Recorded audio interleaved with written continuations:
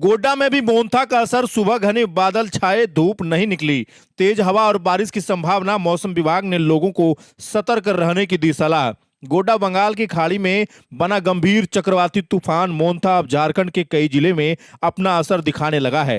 राज्य के दक्षिणी और मध्य हिस्से के बाद अब गोड्डा में भी इसके प्रभाव के स्पष्ट संकेत देखने को मिल रहे हैं। बुधवार सुबह से ही जिले का आसमान घने बादलों से ढका हुआ है। सूरज की किरणें दिन भर दिखाई नहीं दी, जिससे पूरा इलाका धुंधला और ठंडा महसूस हो रहा है। हवा में नमी और हल्की ठंडक ने मौसम को और सुहाना बना दिया है, लेकिन इसके साथ साथ संभावित बारिश और तेज हवा का खतरा भी मंडरा रहा है। बुधवार सुबह से ही आसमान में गहराए बादल ने जिले को ढक लिया। सुबह 10 बजे तक खबर लिखे जाने तक धूप नहीं निकली थी।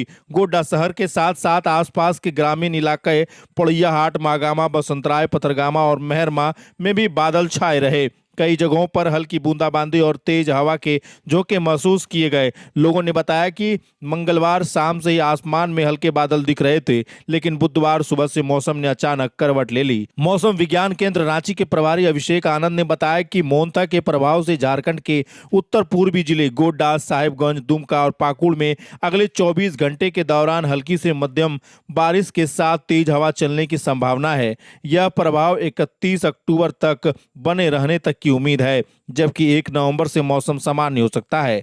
उन्होंने बताया कि इस दौरान हवा की रफ्तार 40 से 60 किलोमीटर प्रति घंटा तक पहुंच सकती है, इसलिए लोगों को खुले स्थानों पर अनावश्यक रूप से ना जाने, बिजली के खंभों और पेड़ों के नीचे शरण ना लेने की सलाह दी गई है। मौसम विभाग ने किसानों को भी अपनी फसलें को सुरक्षित रखने और खुले में रखे अनाज या कृषि उपकरणों को ढकने की अपील की है। राज्यों में असर। संथाल परगना में सतर्कता बढ़ी है। मोन्था का असर अब धीरे धीरे पूरे राज्य में फैल रहा है। मंगलवार को राजधानी रांची में 12 मिलीमीटर और जमशेदपुर में 30 मिलीमीटर बारिश दर्ज की गई थी। वहीं संथाल परगना क्षेत्र में बुधवार से बारिश की गतिविधियों में तेजी आने की संभावना जताई गई है। जिला प्रशासन ने भी लोगों से सतर्क रहने की अपील की है और आपात स्थिति में हेल्पलाइन नंबर पर संपर्क करने को कहा गया है। गोड्डा के कई ग्रामीण इलाकों में लोगों ने बताया कि मंगलवार तक मौसम सामान्य था, लेकिन बुधवार सुबह से ही आसमान पूरी तरह ढक गया। कुछ स्थानों पर दिन भर अंधेरा सा माहौल रहा। किसानों ने बताया कि अगर तेज बारिश होती है तो खड़ी धान की फसल को नुकसान हो सकता है। मौसम विभाग का कहना है कि मोन्था के धीरे धीरे कमजोर पड़ने के बाद 1 नवंबर से राज्य के ज्यादातर हिस्सों में आसमान साफ होगा। तापमान में हल्की बढ़ोतरी देखी जाएगी।